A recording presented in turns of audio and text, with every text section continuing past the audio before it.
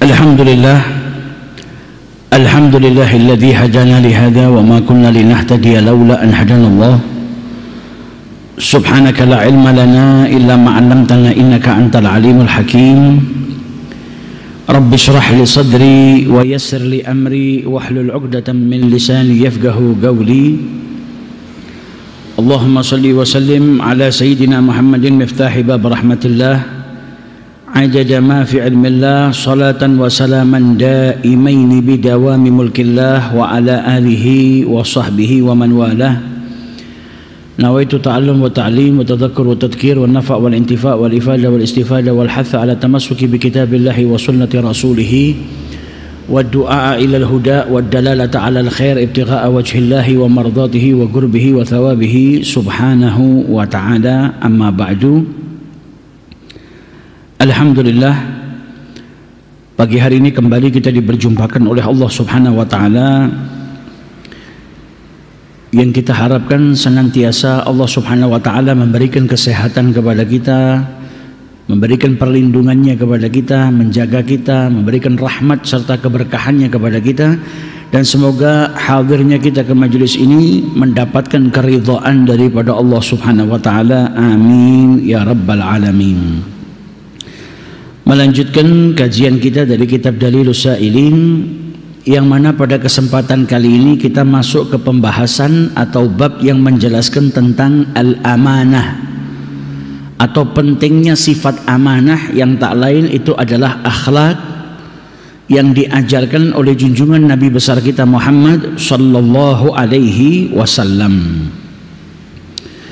Dijelaskan bahwasanya al-amanah hiya kullu ma yu'amman alaihi almar'u min amrin wa nahyin. Amanah adalah apa yang dipercayakan kepada seseorang, baik berupa perintah ataupun larangan. Wa sya'nin min dinin wa dunya, atau suatu urusan yang mengenai masalah agama dan juga masalah dunia. Wahiyya khuluqun min akhlaqil muslim. Amanah itu adalah akhlaknya seorang muslim, yang tumbuhnya dari akidahnya. Ketika seseorang dia seorang muslim, maka hendaknya dia memiliki sifat amanah. Dan amanah juga menunjukkan atau menjadi tanda kebenaran serta kemuliaan tujuan hidup seseorang. Dalam Al-Quran Allah Subhanahu wa Ta'ala berfirman, wa min ahlil kitabi man in ta'manhu bigintarin yu'addihi ilaika wa minhum man in ta'manhu bidinarin la yu'addihi ilaika illa ma dumta alaihi qa'ima. Dalam ayat ini Allah Subhanahu wa Ta'ala mengabarkan kepada kita anil yahud, tentang keadaan orang-orang Yahudi, bi anna fihim al-khaunah, yang mana di antara orang-orang Yahudi itu terdapat sifat apa? Suka berkhianat. Kalau kita baca sejarah hidupnya Nabi Muhammad sallallahu alaihi wasallam, bagaimana Nabi Muhammad sallallahu alaihi wasallam dikhianati oleh mereka orang-orang Yahudi. Padahal Nabi ketika masuk ke kota Madinah, beliau bikin yang namanya wathiqah, atau yang disebut dengan piagam Madinah, yang mengatur hubungan antara muslim dengan muslim dan muslim dengan non-muslim.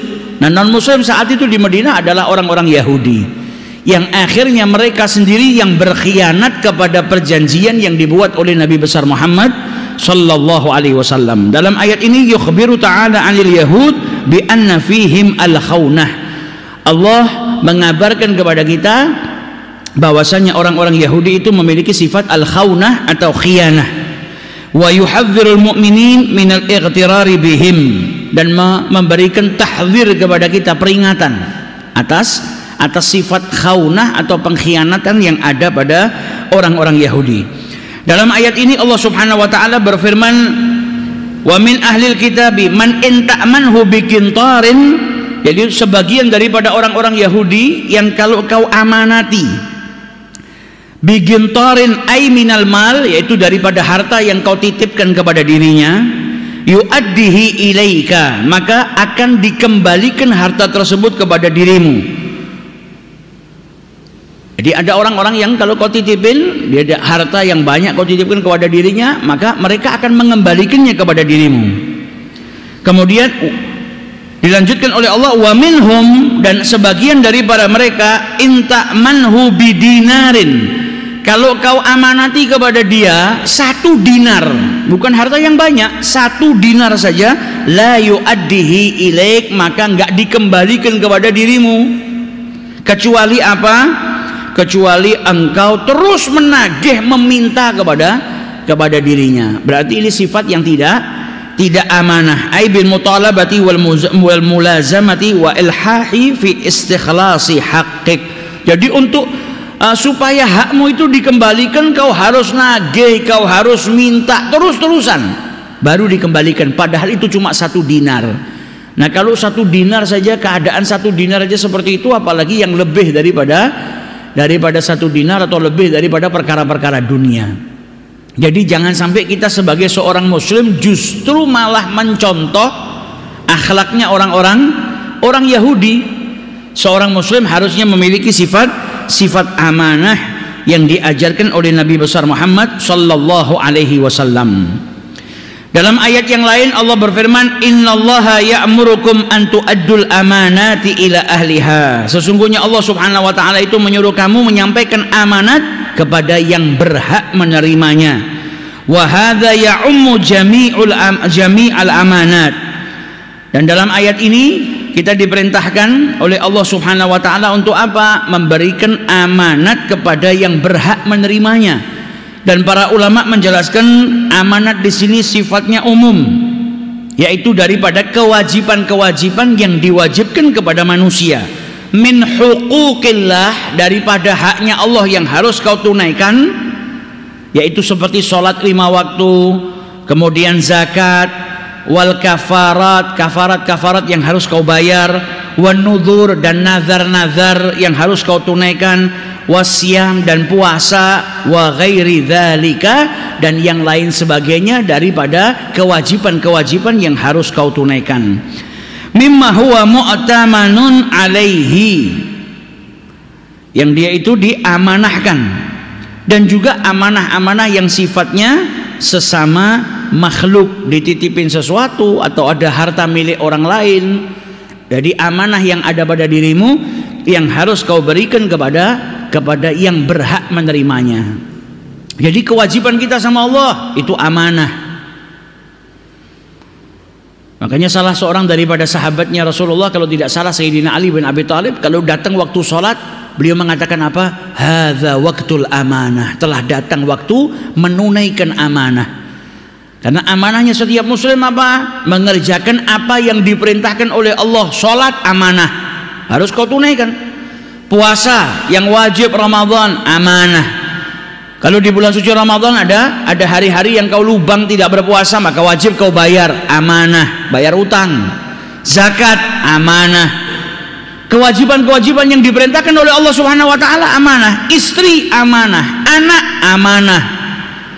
Kau dikasih anak sama Allah, itu amanah yang besar dari Allah Ta'ala. Didik anakmu sesuai dengan pendidikan syar'iyah yang diajarkan oleh Nabi Muhammad SAW. Istri amanah, kau diperintahkan juga untuk mendidik istrimu. Jadi jangan sampai kita menelantarkan amanah. Nah, manusia kalau amanahnya Allah saja nggak ditunaikan, apalagi amanahnya sesama manusia. Sudah harusnya dia memprioritaskan amanah yang harus dia tunaikan, haknya Allah Subhanahu wa taala yang harus ia tunaikan. Lihat bagaimana Nabi Shallallahu alaihi wasallam, seseorang yang justru marah orang-orang kafir Quraisy itu saat itu menjuluki Nabi Muhammad sebagai orang yang amanah. Nabi Muhammad itu dijuluki apa? Al-Amin. Siapa yang menjuluki? Kaumnya sendiri. Kaumnya nggak beriman sama Nabi Muhammad, orang-orang Quraisy itu, tapi mereka tidak menyangkal akhlaknya Nabi. Mereka menjuluki Nabi Muhammad sebagai seseorang yang sangat amanah. Walaupun mereka nggak beriman sama Nabi Muhammad, tapi kita lihat di sejarah, mereka itu kalau punya sesuatu yang berharga, nitipnya ke siapa? Kalau takut hilang, nitipnya ke Nabi Muhammad SAW. Bahkan ketika mereka orang-orang kafir Quraisy punya keinginan atau punya rencana untuk membunuh Nabi Muhammad, sehingga kemudian malaikat Jibril turun kepada Nabi Muhammad bawa kabar dari Allah kalau Nabi Muhammad diizinkan untuk berhijrah, dan Nabi Muhammad gak diizinkan oleh Allah malam itu untuk bermalam di rumahnya, diperintahkan untuk keluar. Karena apa? Orang kafir Quraisy punya rencana mau bunuh Nabi Muhammad. Nabi keluar dari rumahnya. Nabi memulai perjalanannya untuk keluar dari Mekah berhijrah. Tapi sebelum Nabi Muhammad keluar, Nabi tinggalkan Sayyidina Ali bin Abi Thalib di kota Mekah. Nabi mau berangkat, Sayyidina Ali ditinggalkan. Kenapa Sayyidina Ali ditinggalkan? Karena masih ada amanat-amanat orang Mekah yang ada di tangannya Nabi Muhammad yang belum beliau kembalikan ke pemiliknya. Maka beliau tinggalkan Sayyidina Ali bin Abi Thalib. Beliau tugaskan Sayyidina Ali untuk apa? Mengembalikan amanat kepada yang berhak, kepada pemiliknya satu persatu. Kalau sudah dikembalikan, baru Sayyidina Ali diperintahkan oleh Rasulullah menyusul Nabi Muhammad SAW. Padahal Nabi Muhammad saat itu dalam keadaan darurat. Apa? Orang kafir Quraisy malam itu berencana bunuh Nabi. Allah Ta'ala merintahkan Nabi Muhammad, malam ini kau jangan tidur di tempat tidurmu, jangan tidur di rumahmu, keluar. Ini keadaannya darurat, tapi bukan berarti darurat tadi menjadikan Nabi Muhammad menyepelekan amanat. Dia perintahkan Sayyidina Ali tinggal. Ini amanatnya penduduk Mekah yang dititipkan kepada saya. Amanatnya siapa? Amanatnya orang-orang yang setuju, atau orang-orang yang ikut serta, atau orang-orang yang diam ketika kaumnya punya rencana mau bunuh Nabi Muhammad SAW. Jadi dimusuhi, mau dibunuh, tapi mesti mikirkan amanatnya penduduk Mekah. Ditinggal Sayyidina Ali bin Abi Thalib oleh Rasulullah SAW. Dan di sini Nabi Muhammad mencontohkan kepada kita bagaimana sifat amanah yang luar biasa. Jadi dalam keadaan kondisi seperti apapun, bukan berarti Nabi Muhammad SAW menyelewengkan amanah. Nggak ada amanah yang diselewengkan oleh Nabi Muhammad SAW. Yang ada beliau seorang yang amin, sangat amanah. Nah, begitu juga kita umatnya Nabi Muhammad harusnya mencontoh akhlaknya Nabi besar Muhammad sallallahu alaihi wasallam. Dan dalam ayat yang lain Allah berfirman, ya ayyuhalladzina amanu, hai orang-orang yang beriman, la takhunullaha war rasul, jangan kalian itu mengkhianati Allah dan Rasul. Para ulama menjelaskan maksudnya mengkhianati Allah dan Rasul ai bi idharil iman, menampakkan keimanan dan ketaatan, akan tetapi di dalam batinnya, hatinya dia malah bertolak belakang dengan keimanan dan ketaatan. Nah, ini orang-orang munafik. Orang-orang munafik apa? Zahirnya kayaknya beriman, zahirnya kayaknya orang Islam, tapi batinnya kufur. Batinnya nggak taat sama Allah, batinnya nggak beriman kepada Allah Subhanahu wa ta'ala. Jadi taatnya cuma pura-pura saja. Jangan kalian berkhianat kepada Allah dan Rasulnya. Wa takhunu amanatikum wa antum ta'lamun, dan jangan juga kalian itu berkhianat atas amanat-amanat yang dipercayakan kepada kalian sedangkan kalian itu mengetahuinya. Yaitu amanat yang mana orang lain itu mempercayakannya kepada diri kita, baik itu harta, baik itu rahasia. Ini kan semua amanat. Saya punya sesuatu, saya kasih tahu ke jenengan ya, tolong jangan diberi ketahu kepada siapapun. Ini kan amanat. Maka jangan sampai kita menjadi orang yang menyelewengkan amanat.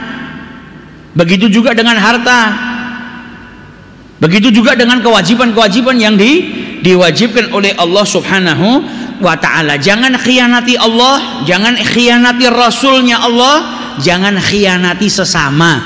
Jadilah orang yang beramanah, sebagaimana amanah itu akhlak yang diwariskan oleh Nabi Muhammad, dan amanah itu kewajiban yang harus ada pada orang-orang yang beriman kepada Allah Subhanahu wa ta'ala. Dalam ayat yang lain Allah Subhanahu wa ta'ala berfirman, walladzina hum li amanatihim wa ahdihim ra'un, yaitu seseorang yang amanah, enggak berkhianat atas sesuatu yang dipercayakan kepada dirinya.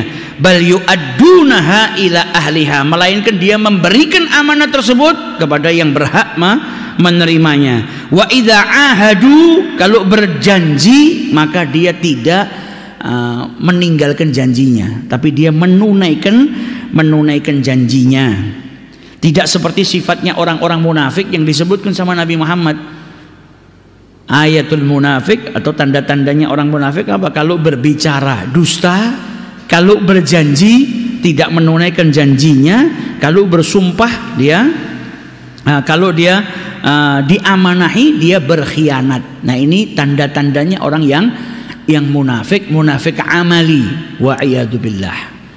Walladzina hum li amanatihim wa ahdihim ra'un. Jadi menjaga menjaga apa? Amanah yang dipercayakan kepada dirinya dan menjaga janjinya, tidak ingkar daripada janjinya.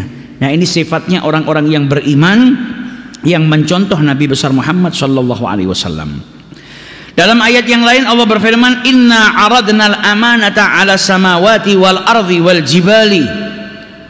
Allah Subhanahu wa taala itu memberikan, menawarkan amanat kepada siapa?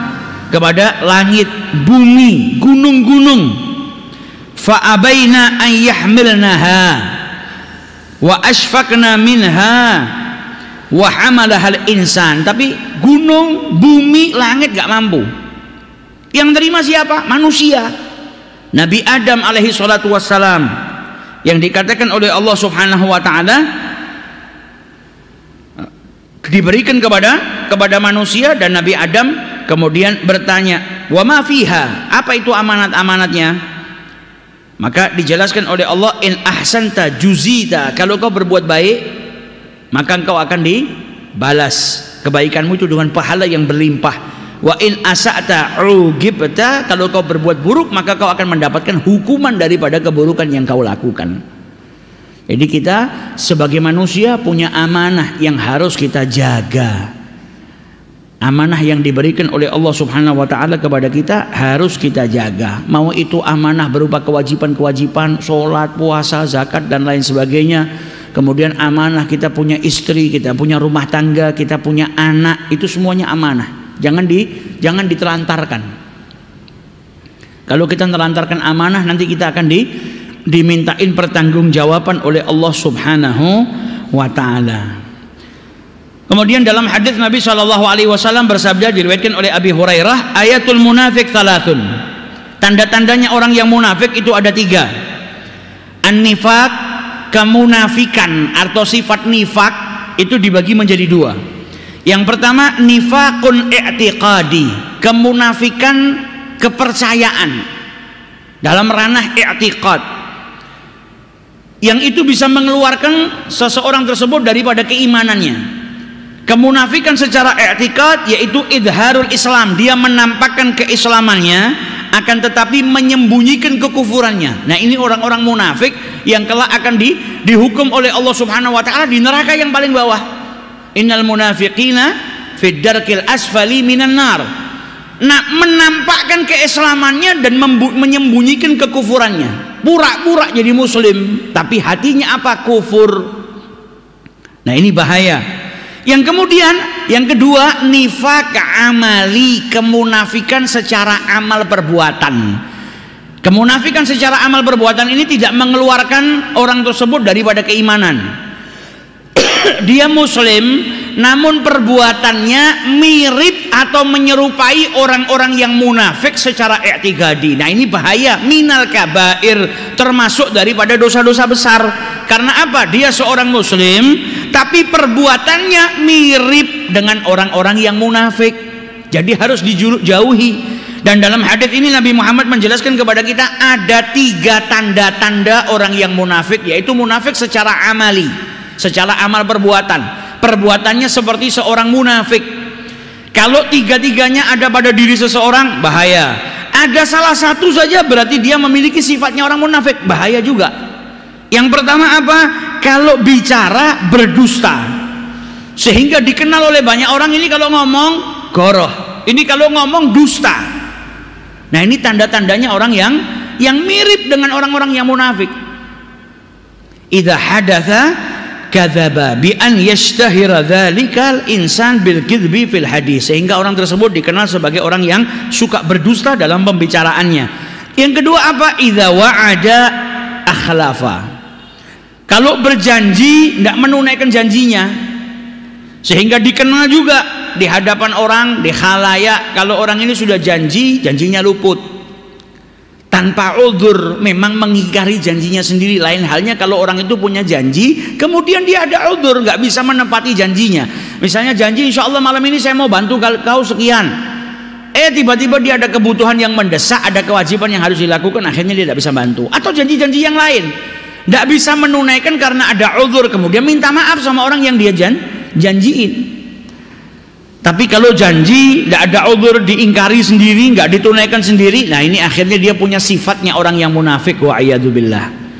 Kemudian yang ketiga apa? Idza tumina khana, kalau diamanati berkhianat, menjadi orang yang tidak amanah. Akhirnya dikenal di sekelilingnya kalau orang ini orang yang khianah, suka berkhianat daripada amanatnya. Dititipin sesuatu nggak dikembalikan, dititipi sesuatu untuk dijaga malah dipakai. Nah ini orang-orang yang berkhianat dengan amanat. Maka tiga hal ini jangan sampai ada pada seorang muslim.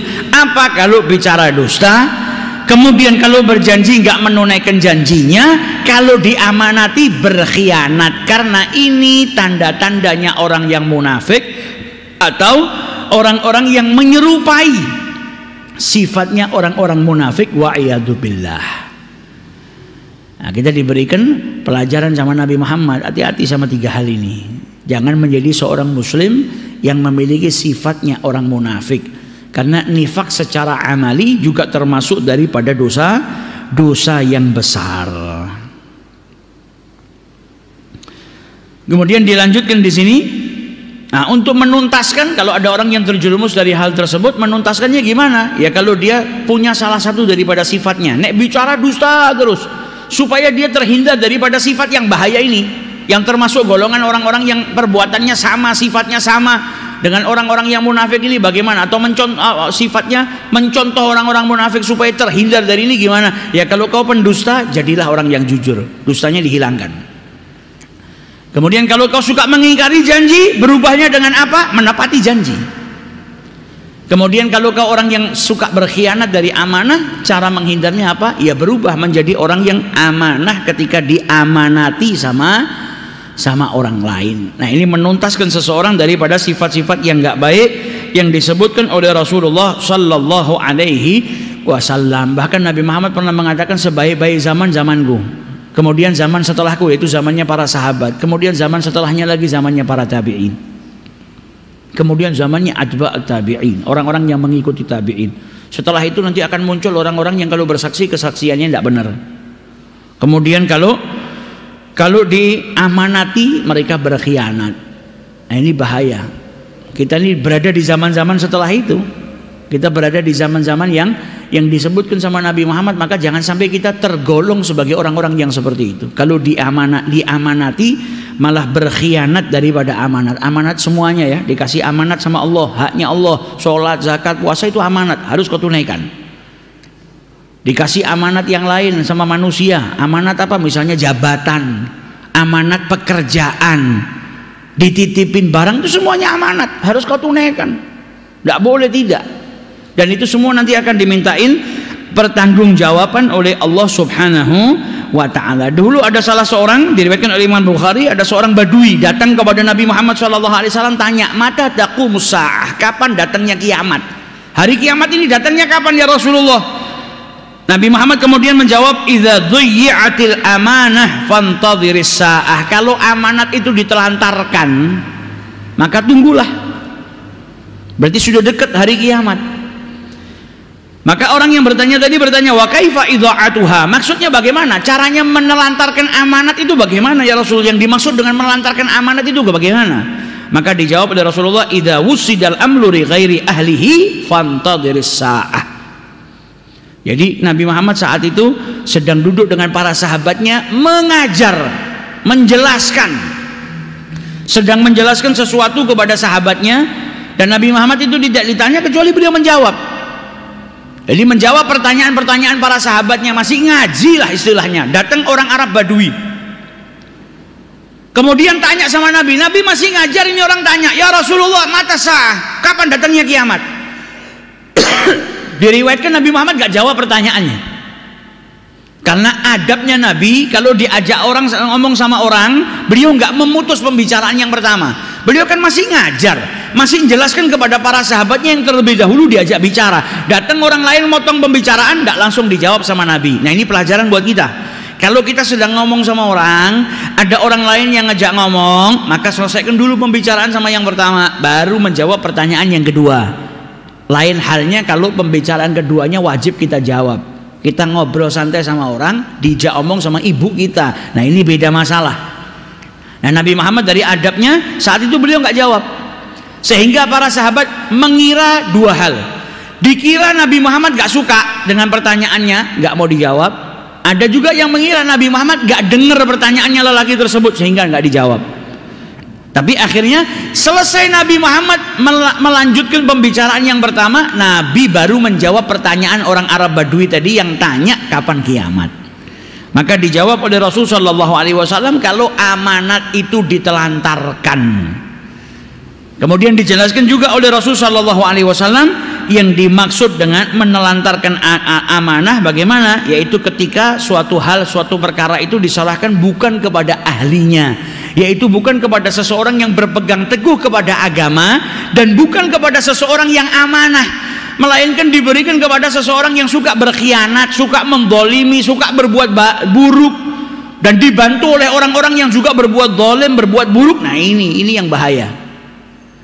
Sehingga di saat tersebut yang amanah dianggap berkhianat, yang khianat dianggap amanah. Maka tunggu, dekat sudah datangnya waktu hari akhir. Kalau sudah orang menyerahkan amanah kepada orang yang tidak berpegang teguh kepada agama dan juga tidak punya sifat amanah, yang ada malah dia berbuat zalim. Nah, hati-hati kalau sudah orang-orang itu berbuat zalim dan yang hak juga tidak menyampaikan, tidak ngasih tahu, akhirnya apa? Yang amanah dianggap khianat, yang pengkhianat dianggap amanah. Nah, ini yang perlu kita jaga diri kita. Jangan sampai kita tergolong sebagai orang-orang yang berkhianat. Kadang kita itu juga terlalu sibuk ngoreksi orang lain, tapi nggak sadar kalau diri kita punya sifat seperti itu. Wah, itu orang itu nggak amanat. Lah, kita dikasih amanat sama Allah, amanat nggak? Orang itu nggak amanat, dititipin sesuatu malah dipergunakan. Lah, kau dititipin sama Allah banyak hal. Kau jaga nggak amanatnya Allah? Sholatmu, puasamu, zakatmu, anakmu, istrimu, dan juga amanatnya orang lain. Itu yang lebih penting untuk kita perhatikan diri kita bagaimana terlebih dahulu sebelum kita melihat yang lain. Jangan sampai kita menjadi orang-orang yang menyelewengkan amanah, wa'iyadzubillah. Karena itu semua kelak akan dituntut oleh Allah Subhanahu wa ta'ala. Kemudian dalam hadis diriwayatkan oleh Sayyidina Anas bin Malik, Rasulullah SAW bersabda, la imana liman la amanata lahu. Tidak ada keimanan bagi mereka yang tidak amanat, maksudnya tidak sempurna imannya.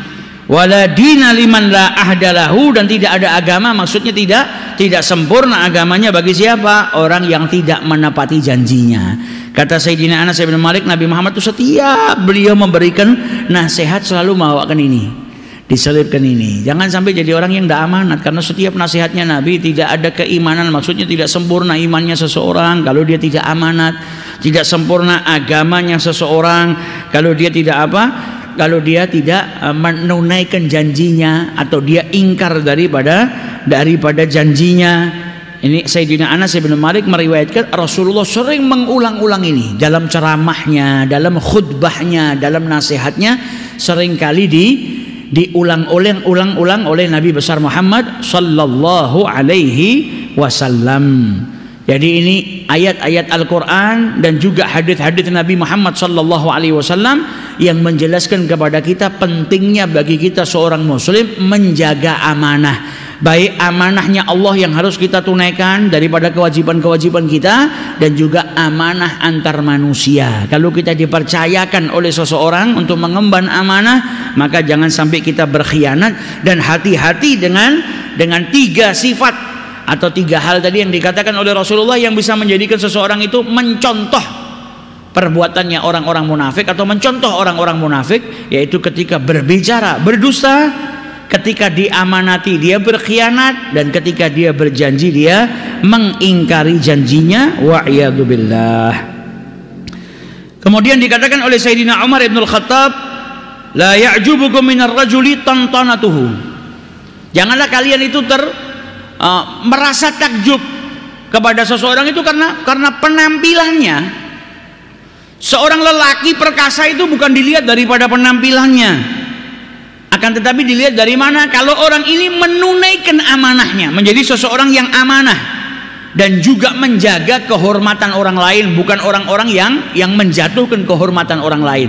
Nah, orang yang seperti itu fahuwa rajul, maka dia adalah lelaki sejati. Bukan lelaki sejati itu yang badannya kekar, bukan. Badannya kekar tapi apa? Nyolong sana sini. Badannya kekar tapi apa? Khianat ke sana sini. Itu bukan lelaki sejati. Tapi lelaki sejati yang bisa jaga amanah, yang bisa menjaga amanah, dan juga tidak menghilangkan kehormatan orang lain, menjaga kehormatan orang lain. Itu yang disebut dengan lelaki sejati. Dan Sayyidina Umar mengatakan, wala amina illa man yakhsyallah, dan seseorang itu tidak layak disebut sebagai orang yang amanah kecuali siapa? Mereka yang takut kepada Allah Subhanahu wa ta'ala. Jadi orang yang amanah adalah orang yang takut kepada Allah. Orang itu kalau punya rasa takut kepada Allah akan jadi orang yang amanah, tidak mau menelantarkan amanah. Karena apa? Menelantarkan amanah itu dosa dan nanti akan dapat hukuman daripada Allah Subhanahu wa ta'ala.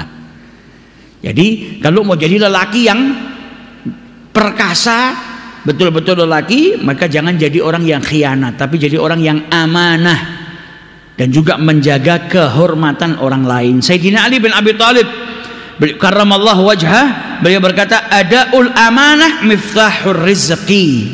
Menyampaikan amanah kepada orang yang berhak menerimanya itu adalah kuncinya rezeki. Kemudian dibukakan pintu-pintu rezekinya sama Allah. Jadilah seseorang yang amanah. Ketika engkau menunaikan amanah, maka sesungguhnya kau sedang membuka pintu-pintu rezekinya Allah Subhanahu wa ta'ala. Lihat orang yang tidak amanah, mau cari kerja susah. Akhirnya yang nutup pintu rezekinya siapa? Dirinya sendiri. Akibat perbuatannya pintu rezekinya tertutup. Karena apa? Jadi orang yang tidak amanah. Tapi kalau ada orang yang amanah, dicari sama orang, berarti dia mendapatkan apa? Kunci-kunci pintu rezekinya. Kalau dia jadi orang yang tidak amanah, justru dia malah menutup pintu rezeki yang telah dibuka oleh Allah Subhanahu wa ta'ala untuk dirinya. Harusnya dibuka sama Allah buat dirinya, tapi karena dia punya sifat yang nggak baik, tertutup karena perbuatannya. Jadi beliau mengatakan, ada ul amanah, menunaikan amanah, miftahur rizq, kunci daripada rezeki-rezeki. Sayyidina Umar ibn al-Khattab ini saking amanahnya ketika beliau menjabat sebagai khalifah, seorang pemimpin, beliau sampai berkata apa? Law afarat dabbatun fil Iraq, andai saja ada tunggangan, zaman dulu tunggangan kan pakai hewan, kuda, keledai, unta. Kata beliau, andai saja ada tunggangan yang apa? Terpreset di Irak. Jadi karena jalanannya nggak baik, sehingga ada tunggangan binatang yang sampai jatuh.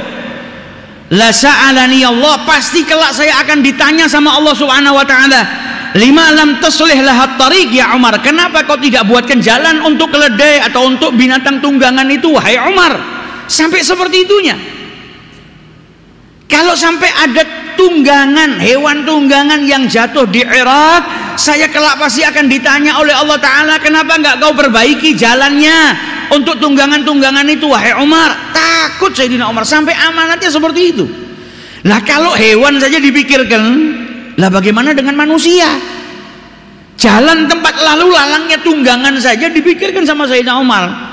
Saya takut kalau sampai ada tunggangan yang jatuh, binatang yang jadi tunggangan itu jatuh karena jalannya nggak benar, nanti saya dimintain pertanggungjawaban oleh Allah. Saya takut kalau ditanya sama Allah, kenapa nggak kau perbaiki jalanan itu untuk hewan-hewan tunggangan itu wahai Umar. Lihat amanatnya yang luar biasa. Sampai hewan pun dipikirkan oleh beliau. Dan diriwayatkan dulu oleh Abdullah bin Dinar. Abdullah bin Dinar ini meriwayatkan, ada riwayat yang menyebutkan kalau ini Sayyidina Ibnu Umar ya, Abdullah bin Umar, namun di sini diriwayatkan Sayyidina Umar ibn al-Khattab. Abdullah bin Dinar ini pernah keluar bersama dengan Umar ibn al-Khattab. Kharajtu ma'a Umar ibn al-Khattab radhiyallahu anhu ila Makkah. Beliau keluar bersama dengan Sayyidina Umar ke Makkah. Kemudian beliau di tengah jalan ketemu sama pengembala kambing. Faqala lahu Umar, kemudian Sayyidina Umar berkata kepada pengembala kambing tadi, "Ya ra'i, bi'ni syatan min hadhil ghanam." Jual kepadaku salah satu daripada kambing yang kau gembalakan ini. Maka yang mengembalakan kambing tadi berkata apa? Aku ini seorang budak, ini bukan kambing-kambingku, punya majikan saya itu budaknya. Maka dikatakan oleh Sayyidina Umar, jual kepada saya, diuji sama beliau. Amanahnya seorang budak ini, seorang anak muda ini, jual kepada saya 1 ekor kambing. Nanti kalau kau ditanya sama majikanmu, kok kambingnya hilang 1, maka bilang kepada majikanmu kalau kambingnya tadi dimakan sama serigala. Diuji amanahnya oleh beliau. Maka seorang anak budak kecil tadi ketika mendengar ucapannya Sayyidina Umar ibn al-Khattab, beliau berkata, "Wa ainallah?" Mana Allah? Oke, majikan saya nggak tahu, saya berdusta kalau kambing ini dimakan sama serigala. Mungkin dia nggak tahu. Terus kemana Allah Ta'ala? Allah itu kan tahu, ngelihat apa yang saya lakukan, tahu apa yang terjadi. Maka di mana Allah? Mendengar ucapan itu Sayyidina Umar menangis yang luar biasa. Karena apa? Ngelihat amanahnya seorang anak muda dan dia budak. Maka kemudian Sayyidina Umar ikut anak tersebut ke rumah majikannya. Dibeli sama Sayyidina Umar, budak tadi, anak muda tadi dibeli sama Sayyidina Umar dan dimerdekakan di jalan Allah Subhanahu wa taala. Karena apa? Karena amanahnya. Dan beliau kemudian berkata, kalimat yang menjadikan engkau di dunia mendapatkan kemerdekaan, yaitu hari ini, karena kau mengatakan ainallah, di mana Allah? Kalimat itu menjadikan engkau dimerdekakan. Yang tadinya kau budak, karena kalimat ini engkau menjadi merdeka, dibeli sama beliau kemudian dimerdekakan. Dan saya berharap kalimat ini kelak akan memerdekakanmu juga di akhiratnya Allah Subhanahu wa ta'ala, yaitu nggak disiksa sama Allah Subhanahu wa ta'ala, nggak dimasukkan ke dalam nerakanya Allah Subhanahu wa ta'ala. Gara-gara apa? Fa'ainallah. Karena punya rasa takut. Tadi Sayyidina Umar mengatakan tidak ada orang yang amanah kecuali apa? Illa man yakhsyallah, kecuali orang-orang yang takut sama Allah. Kalau dia mau cari uang bisa, jual saja kambingnya 1, kemudian dia terima uangnya dari Sayyidina Umar. Kemudian kalau ditanya majikannya, tadi saya dikejar sama serigala, anak kambing kepegang 1, dimakan sama serigala, selesai dapat uang. Tapi karena takut sama Allah, gak mau menyelewengkan amanah, sehingga dia tidak melakukan perbuatan yang diharamkan oleh Allah Subhanahu wa ta'ala. Bahkan diriwayatkan istajara Amirul Mukminin Umar ibn al-Khattab radhiyallahu anhu farasan dzata yaumin liyaqdi 'alaiha ba'd al-hajat. Sayyidina Umar ibn al-Khattab diriwayatkan pernah nyewa kuda. Kalau hari ini kan persewaan mobil, bis. Kalau zaman dulu kan tunggangannya hayawan. Maka beliau nyewa kuda. Amirul Mukminin nyewa kuda. Presidennya saat itu, khalifah, nyewa kuda. Dipakai kudanya untuk perjalanan, beliau punya hajat, dipakai kudanya. Kemudian beliau di jalan sibuk. Sibuk apa? Ngaji. Naik kuda sambil baca Al-Quran. Dan beliau pakai serban. Sehingga ketika di perjalanan serbannya jatuh di jalan, beliau nggak sadar. Karena apa? Sibuk ngaji, baca Quran. Sampai jauh. Nah, ada orang yang ikut sama Sayyidina Umar bin Khattab, kemudian mengingatkan, sadar dia, wahai Amirul Mukminin, serbanmu tadi jatuh di jalan. Ya Allah, jauh sudah. Tadi jatuh di sana. Maka Sayyidina Umar berhenti, kemudian bilang sama orang tersebut, tolong jagain kuda saya. Kemudian beliau kembali ke tempat serbannya jatuh tadi, jalan kaki. Jalan kaki ke tempat serbannya yang jatuh, ngambil serbannya, kemudian kembali lagi ke tempat tunggangannya. Ketika beliau kembali, yang jaga kan kudanya tadi bingung. Wahai Amirul Mukminin, saya punya 2 pertanyaan. Yang pertama, kenapa kau nggak kembali ke tempat serbanmu jatuh tadi naik kuda ini? Kenapa kok malah turun, jalan ke belakang jauh, terus kembali ke sini? Kenapa tidak naik kuda saja? Kata Sayyidina Umar, karena saya nyewa kuda ini untuk melakukan perjalanan menunaikan hajat saya. Saya nggak bilang sama yang punya kuda ini atau perjanjian ketika saya nyewa, kalau ada serban saya jatuh di jalan nanti saya kembali pakai kuda ini ya. Nggak ada di perjanjian itu. Maka saya takut berkhianat atas perjanjian yang sudah saya sepakati. Sampai seperti itunya. Kita kalau minjem motornya teman mau kemana? Semanggi, muter Solo, baru Manahan dipakai. Sayyidina Umar nggak berani. Serbannya jatuh saja, beliau takut mengkhianati amanah. Saya perjanjiannya seperti ini, ya sudah, saya tidak mau. Kata orang tadi, yang kedua, kenapa panjenengan itu nggak merintahkan saya untuk ngambil? Kalau jenengan tidak mau naik kudanya untuk kembali ke sana, perintahkan saya. Biar yang saya ngambil, saya yang ngambil, jenengan duduk di atas kuda ini, nunggu saya. Kata Sayyidina Umar, saya punya hak apa untuk merintah-merintah engkau melakukan hajat saya atau keperluan saya? Khalifah ini pemimpin. Merintahkan orang bisa, tapi beliau bilang apa? Saya punya hak apa memerintahkan Anda melakukan sesuatu yang itu kepentingan saya? Nggak mau beliau. Makanya seperti itu, lihat amanahnya. Cuma mau ngambil serbannya yang jatuh saja beliau milih jalan kaki. Kalau kita mungkin serban kita ketinggalan di rumah, kalau perlu ada motornya, orang nggak pakai pamit kita naik. Orangnya sudah geger, motorku hilang, baru kita datang. Tak silih kilo jupuk barang nang omah, nyileh tapi tidak ngomong, bukan nyileh namanya. Nah ini kan bagaimana amanahnya Sayyidina Umar ibn al-Khattab radhiyallahu taala anhu. Bahkan di dalam salah satu peperangan Qadisiyah yang dipimpin oleh Sa'ad bin Abi Waqqas, selesai perang ghanimah dibagikan kepada tentaranya dan kemudian haknya Baitul Mal Muslimin dikirimkan kepada Sayyidina Umar ibn al-Khattab. Dikirimkan kepada beliau semua, bahkan pakaiannya raja, perlengkapan kerajaan itu dikirimkan semuanya. Ketika sampai di tangannya Sayyidina Umar bahagia. Dia bilang yang ngirimkan ini adalah orang-orang yang amanah. Karena apa? Hartanya nggak berkurang, semuanya komplit. Kemudian Sayyidina Ali bin Abi Thalib, beliau berkata apa? Kalau pemimpinnya amanah, rakyatnya amanah. Karena apa? Sayyidina Umar amanah yang luar biasa, maka rakyatnya pun ketika walaupun itu harta berlimpah, kalau dicolong satu nggak ketahuan. Tapi karena beliau pemimpinnya seseorang yang amanah, maka mencetak generasi-generasi yang juga amanah. Dikirimkan kepada beliau komplit, nggak kurang sedikit pun untuk kepentingan umat Islam. Dan masih banyak sifat-sifat amanah yang ada pada para sahabat-sahabatnya Rasul sallallahu alaihi wasallam. Bahkan diriwayatkan karena Amirul Mukminin Umar radhiyallahu anhu Sayyidina Umar itu ketika menjabat sebagai khalifah, kalau malam itu beliau keliling ke rumahnya orang-orang yang rakyatnya, jenguk rakyatnya, dilihat keadaan rakyatnya itu bagaimana. Sampai beliau dapati, kata Sayyidina Abdurrahman ibn Auf, ada satu rumahnya orang miskin yang anak-anaknya sudah malam masih nangis. Lampunya nyala, yang lain orang sudah pada tidur, lampu-lampunya api-api ya, lampu-lampu dulu kan pakai api, pakai minyak, itu sudah mati semua di rumah-rumah. Ada satu rumah yang lampunya masih nyala, didekati sama Sayyidina Umar sama Sayyidina Abdurrahman ibn Auf. Ternyata apa? Di dalam rumahnya anak-anak kecil masih nangis, perempuan tadi masih duduk masih masak. Didatangi sama Sayyidina Umar, kau sedang apa? Saya sedang masak. Apa yang kau masak? Batu. Anak-anak saya lapar, saya nggak punya makanan. Maka untuk bikin anak-anak saya tenang, biar nggak nangis, ibunya masak air pakai batu. Biar anaknya nggak nangis. Ini loh, ibu masih masakan, padahal nggak ada yang dimasak karena nggak punya apa-apa.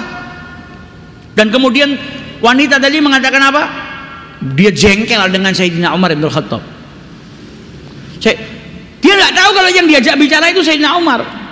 Maka Sayyidina Umar tanya, apa salahnya Umar? Kok sampai kau salah-salahkan seperti ini? Ya dia menjadi pemimpin kami dalam seluruh hal, tapi dia melupakan kami. Saya ini orang miskin, punya anak banyak, gak punya makanan, dia nggak tahu, dia lupakan. Maka Sayyidina Umar ketika mendengar ucapan itu seperti tersayat-sayat hatinya. Pemimpin, rakyatnya banyak, nggak tahu semua apa yang terjadi, tapi beliau mencari tahu, bukan terus nggak peduli, tapi nyari tahu. Akhirnya beliau langsung lari ke Baitul Mal, ngambil gandum, ngambil samin, ngambil asal, ngambil madu, dibawa ke rumah wanita tersebut, nggak terus dikasih kendak, dimasakkan buat anak-anaknya. Ini pemimpin, ngambil sendiri, dibawa sendiri di pundaknya, dibawa ke rumahnya fakir miskin, dibikinkan makanan. Selesai makan dikasihkan ke anak-anaknya yang tadi nangis lapar. Sampai wanita tadi berkata, apa engkau lebih pantas jadi khalifah ketimbang Umar? Ini perempuan nggak tahu kalau yang diajak omong Sayyidina Umar bin Khattab. Sampai mengatakan kau ini lebih pantas, lebih amanah daripada untuk menjadi khalifah daripada Umar. Maka Sayyidina Umar kemudian berkata kepada wanita tersebut, besok kau pergi ke Sayyidina Umar. Besok kau pergi ke Umar, saya akan mengadukan perkaramu kepada Umar. Dan besok kau ke sana. Kemudian Sayyidina Umar menjauh, pamit menjauh, tapi beliau nggak langsung pergi. Beliau bersembunyi, ngeliatin dari jauh. Sampai Sayyidina Abdurrahman ibn Auf berkata, hayya bina ya Umar, ayo kita pergi. Ini dinginnya luar biasa. Fa innal barda syadid. Kita ini di musim dingin, dinginnya luar biasa. Jangan berdiri di sini. Kata Sayyidina Umar, wallah, demi Allah, saya nggak mau ninggalkan tempat saya ini sampai saya melihat anak-anak itu tersenyum, sebagaimana tadi saya melihat anak-anak itu menangis. Tadi saya datang semuanya nangis, saya nggak akan tinggalkan tempat ini sampai saya melihat mereka tersenyum. Ditunggu sama Sayyidina Umar, anak-anak itu makan, habis makan gojekan pada senyum-senyum, baru ditinggal sama Sayyidina Umar. Dan di waktu subuh kata Sayyidina Abdurrahman bin Auf, ketika Umar menjadi imam, saya nggak dengar jelas bacaannya Umar bin Khattab. Karena apa? Beliau hanyut dalam tangisannya. Takut, nggak gampang jadi pemimpin. Makanya Sayyidina Umar sampai seperti itu, beliau nangis di dalam sholatnya.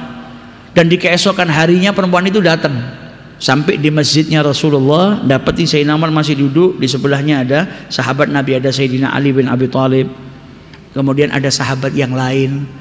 Dan sahabat-sahabat itu manggil Sayyidina Umar Amirul Mukminin. Maka wanita itu kaget, ya Allah, ini kan lelaki yang tadi malam datang ke rumah saya, lah kok dipanggil Amirul Mukminin? Berarti ini Umar ibn Khattab. Saking kagetnya sampai apa yang dibawa itu jatuh. Sama Sayyidina Umar ditenangkan, tenang, kau jangan takut. Dia bilang, afwan, maafkan saya wahai Amirul Mukminin. Enggak, kau enggak salah. Saya nyuruh kau datang ke sini karena saya mau menebus, saya mau membeli perbuatan zalim yang saya lakukan kepada dirimu. Saya mau tebus.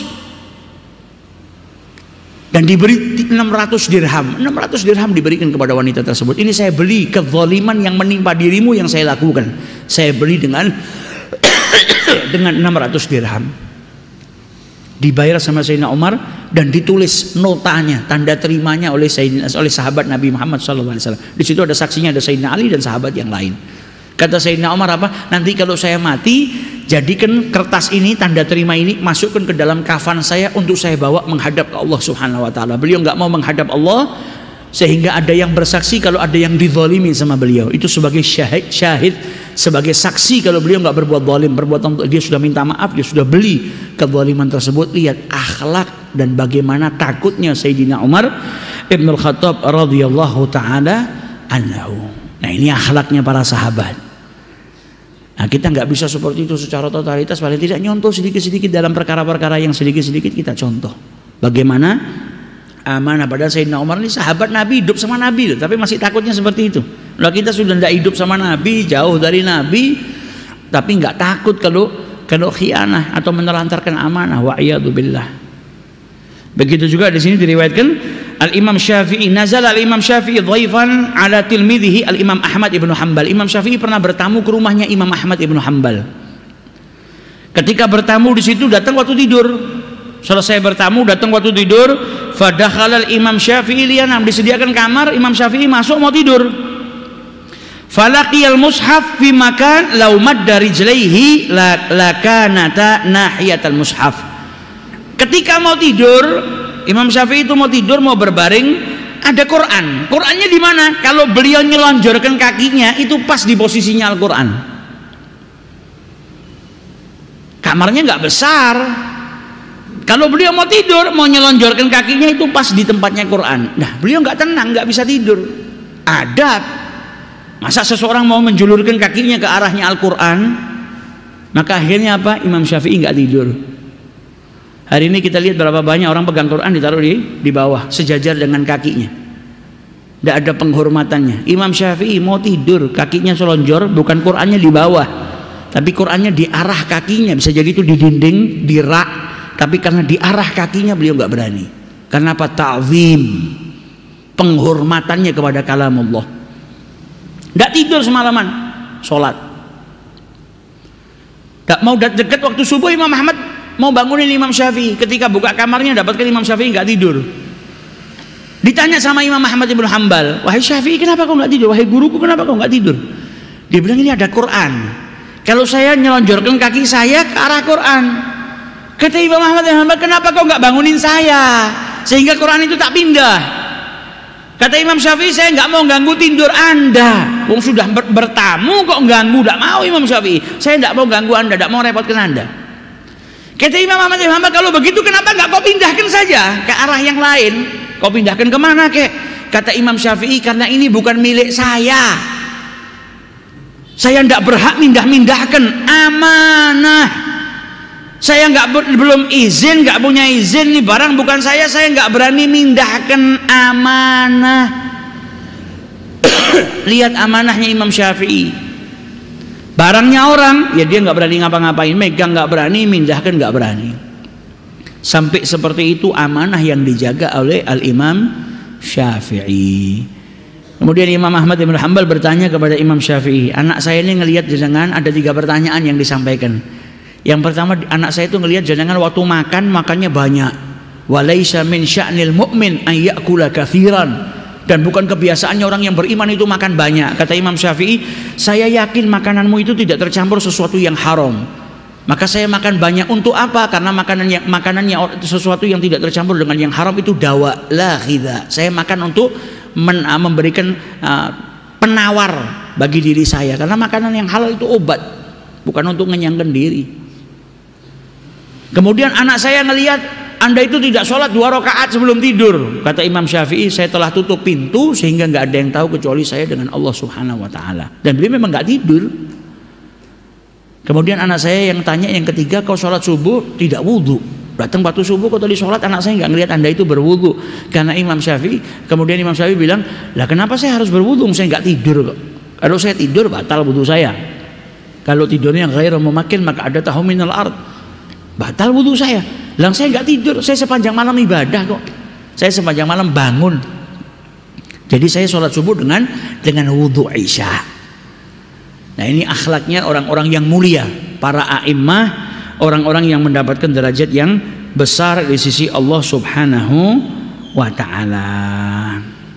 Semoga Allah Subhanahu wa Ta'ala bisa menjadikan kita orang-orang yang memegang amanah, menjadi orang yang amanah, dijauhkan daripada sifat khianah, dijauhkan dari sifat berdusta, dijauhkan dari sifat ingkar janji, dan bisa menjadi orang-orang yang mencontoh akhlaknya Nabi besar Muhammad sallallahu alaihi wasallam. Wallahu a'lam.